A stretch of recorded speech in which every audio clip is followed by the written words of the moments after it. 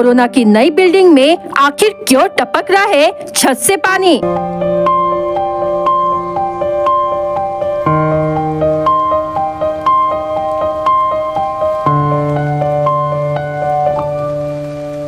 ठेकेदार की लापरवाही के कारण तो नहीं टपक रहा है छत से पानी।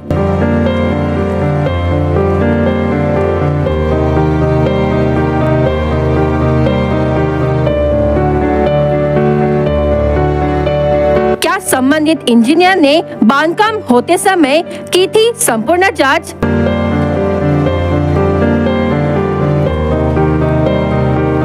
क्या संबंधित ठेकेदार, इंजीनियर और अधिकारी पर होगी कार्रवाई?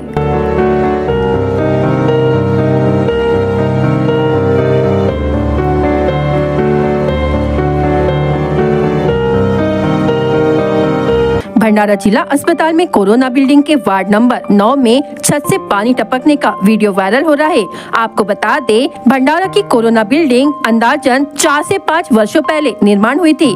इस नई बिल्डिंग के छत से पानी गिरना यह संकेत बताता है कि इस बिल्डिंग का निर्माण जिस ठेकेदार ने किया है, जिस इंजीनियर ने पास किया है, जिस विभाग के अंतर्गत आता है, इन सभी ने सरकारी कामकाज के साथ धोखाधड़ी की है।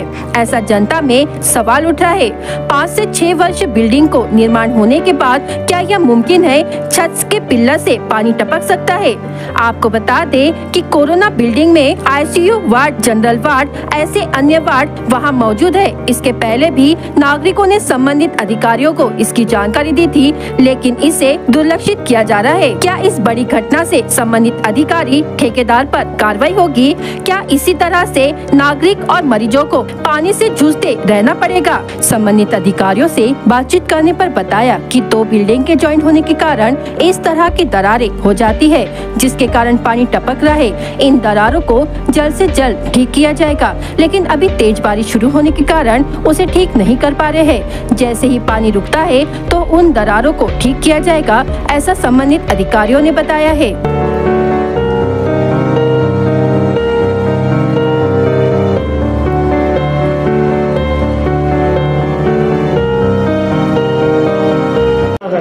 वीरेंद्र मलकाम कुकुडे। तुम्ही इथं आलेले हॉस्पिटलमध्ये कोण ॲडमिट आहे? आमची आई आहे आणि ॲडमिट एसीयूमध्ये आहे। आणि रात्री पाऊस आला, तुम्ही कुठे होते सांगा?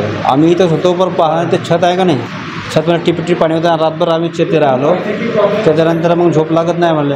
पाऊस आला, रातभर शेती होते आम्ही, आणि झोप नाही काय नाही, पेशंट बी त्रास असं आहे। किती लोक होते तरी वरंड्यात तरी पण 5-6 लोक होते, तरी पण हे पण होते आम्ही सोबती। हो, रात्रभर जागलो आम्ही। नक्कीच तुमचा मला फोन आला, जसं माहिती झालं तसं मी त्यांना माहिती घेतली। तर त्यांच्या ही मागच्या म्हणजे माझे आमदार होण्याच्या आदल्या ही मला वाटते बिल्डिंग ही 17, 18, 19मध्ये काहीतरी ती बिल्डिंग बनलेली आहे। आणि मी आता जे अधिकाऱ्यांना, संबंधित अधिकाऱ्यांना विचारलं तर ते त्यांचं म्हणणं आहे की 2 बिल्डिंगच्या जॉईंटमधून काहीतरी ते गॅपचं पाणी येतो आहे। पण ते असो, कारण तिथं रुग्ण आहेत, नातेवाईक आहेत, आणि तिथे जर पाणी येत असेल, गैरसोय होत असेल तर हे चुकीचं आहे।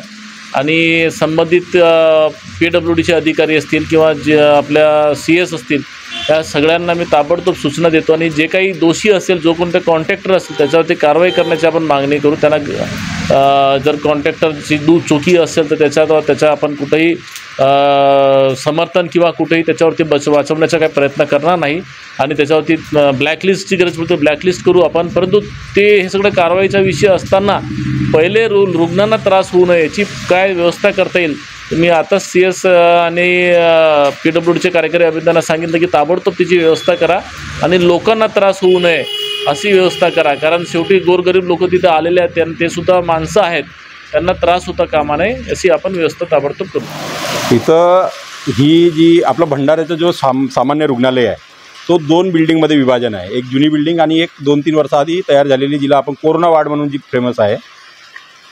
सर्व वार्ड इकडे शिफ्ट झाले, OPD तिकडे आहे। आणि या रात्रीला जो मुसळधार पाऊस आला किंवा आज जो दिवसभर पाऊस सुरू आहे, त्या पावसामुळे ही बिल्डिंगला जी गळती आहे, मग गळती असल्यामुळे आम्ही बिल्डिंगच्या वर जाऊन पाहिलं। वर जाऊन पाहिल्यानंतर तिथलं खरं जे आहे बांधकाम जे झालेलं आहे ते निकृष्ट दर्जाचं आहे। तिथून विटा, रेती, सिमेंट आजी ते खस्ते आहे तिथून, त्याच्यामुळे हे बिल्डिंग गळती आहे। आणि ह्या भंडाऱ्याला जी कोणी आपले लोकप्रतिनिधी आमदार असतील खासदार असतील ते आरोग्य सेवेशी संबंधित आहेत. म्हणजे एक त्यांचं आमदार साहेबाचं असेल तर मेडिकल कॉलेज आहे, त्यांच्या मिसेस डॉक्टर आहेत हा भाग वेगळा, आणि खासदार तर हे डॉक्टर साहेबच आहेत. मग ह्या भंडाऱ्यासाठी शासन जर करोडो रुपये खर्च करत असेल आरोग्याच्या याच्यावर विषयावर, तर कधी या जिल्ह्यातल्या लोकांना आरोग्य सेवा चांगली मिळणार आहे, मिळणार आहे की नाही आहे. आणि ज्यांनी या बिल्डिंगचं निकृष्ट काम केलं असेल, ज्या इंजिनियरनं याचं MB रेकॉर्ड केलं असेल, ज्यांच्या देखरेखीत हा काम झालं असेल, त्याच्यावर कारवाई होणार की नाही होणार, या बिल्डिंगची चौकशी होणार की नाही होणार, हा प्रश्न आम्हाला या माध्यमातून शासनाला विचारायचा आहे. पार्ट 2 में देखिए कौन था इसका ठेकेदार, किस इंजीनियर ने इसे पास किया था, इस बिल्डिंग को बनाने में कितनी लागत लगी थी, इसका सारा खुलासा शमशेर खान की खास खबर में।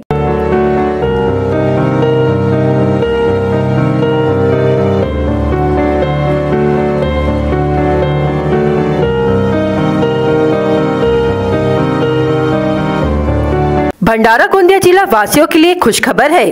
अब आपका मनपसंद channel BS crime media news अब आपके केबल नेटवर्क पर, जी हां, अपने केबल नेटवर्क के एशियन चैनल नंबर 13 पर उपलब्ध है। BS क्राइम मीडिया न्यूज पर खेल, राजनीति, क्राइम, साहित्य व अन्य खबरें प्रकाशित की जाती है। हमारे साथ जुड़ने के लिए तथा हमारे चैनल में खबरें, विज्ञापन आदि के लिए संपर्क करें 8669151757 पर।